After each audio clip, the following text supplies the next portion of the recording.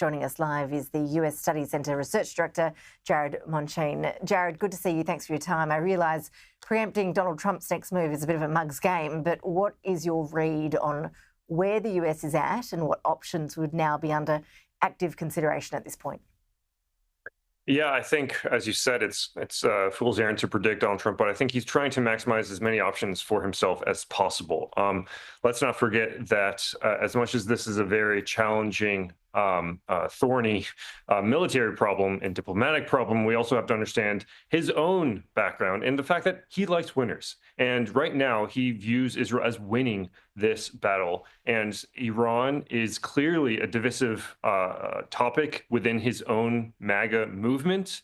But at the same time, he's seeing the momentum that the Israelis have made against Iran, and is something that a powerful Iran has long gone against the interests of not only Israel but a number of Sunni countries across the region, particularly Saudi Arabia. So he is maximizing his options. He does not want to have boots on the ground there. That's well known, and I think no American president in modern history since George W. Bush has wanted boots on the ground. At the same time, he wants to see if he can eliminate the Iranian threat as much as possible.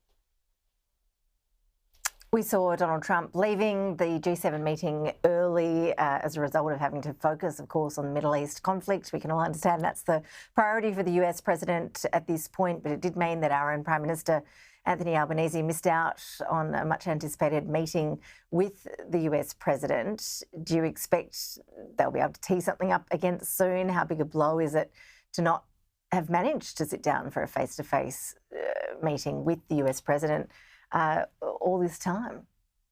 I don't think it's that much of a blow. It's completely understandable. This is not the first time the U.S. president has had to bow out of an important meeting with Australia because of other issues. Let's not forget, Joe Biden was supposed to be here for a Quad summit just last year. And again, he had to bow out because there were domestic constraints, most notably the government potentially shutting down.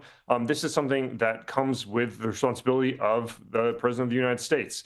And so it's nothing personal against Australia or the Prime Minister, but I think this is nonetheless a good opportunity for the Prime Minister to go to the NATO summit, which I think he probably should have considered going into in the first place, because as much as Europe is obviously not close to Australia, I think we should. It's a mistake to view these two theaters as completely separate and not seeing the challenges within these theaters as interconnected. The UK Prime Minister Keir Starmer did manage a meeting with Donald Trump at the G7 talks, and he emerged from those sounding pretty confident that AUKUS would go ahead despite the Pentagon review we know that is underway into that program. Did you take some comfort from those comments from Keir Starmer? Yeah, I think right now, similar to the Iran challenge, there is a division within the Trump administration about what is the future of AUKUS, whether the U.S. can afford to allow some critical nuclear-powered submarines to go to Australia. And it seems the Bridge Colby, a senior official in the Defense Department, has some questions, and there seems to be a bit of a review right now.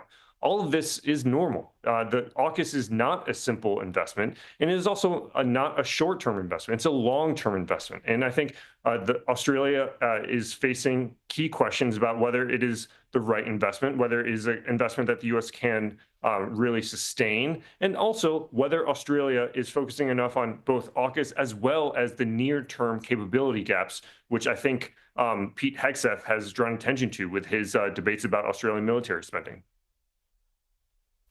Jared Mondschein, really appreciate your time. Thanks for your analysis. Thank you.